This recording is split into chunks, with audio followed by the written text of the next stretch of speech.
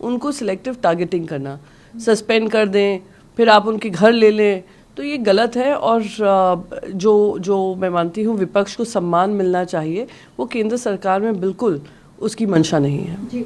पर ये कहा जा रहा है कि जो घरों में मिला वो कैटेगरी का नहीं है, जो सांसदों को, राज्यसभा सांसदों को दिया जाएगा। आप अगर रिकॉर्ड चेक करेंगे लोकसभा और राज्यसभा का, आपको पता चलेगा कितने लोगों को आउट ऑफ टर्न अपॉइंटमेंट्स वो अलॉटमेंट्स मिल जाते हैं, कितने लोगों को ऐसे टाइप के हाउसेस मिल जाते हैं जो उनकी श्रेणी में नहीं होता है।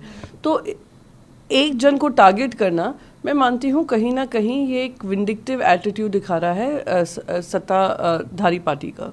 जी।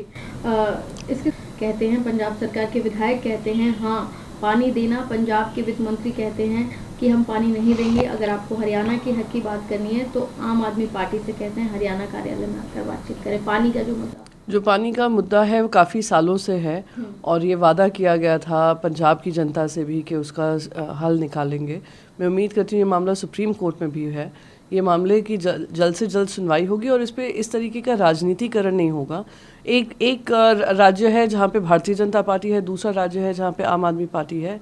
इसके चलते जनता हरियाणा की हो या पंजाब की हो, उनका किसी तरीके से तकलीफ नहीं होनी चाहिए, यही उम्मीद करूँगी। जी। बिहार में जो जाति सुप्रीम कोर्ट में कोई उसको लेकर गया है, किसी ने पिटिशन किया है, और जो याचिका दर्ज हुई है उसको लेकर सुनवाई जो होगी ही। पर साथ ही साथ ये याद रखना है 2011 में भी जाति जनगणना हुई थी, जिसके आंकड़े हमारे पास ये केंद्र सरकार ने अब तक रिलीज़ नहीं किया है।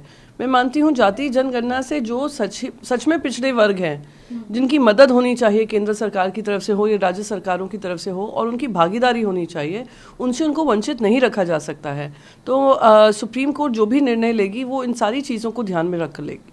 राजस्थान के मंत्री हैं, आने वाले चुनावों में हार रही है। बिल्कुल हारेंगे, क्योंकि जनता भी देख रही है किस तरीके से विपक्ष को वो किसी तरीके की सवाल पूछने का अधिकार ही नहीं दे रहे हैं। विपक्ष की जिम्मेदारी बनती है कि केंद्र सरकार अगर कहीं गलत जा रही है तो उनसे सवाल पूछे और उसकी जवाबदेही तय हो।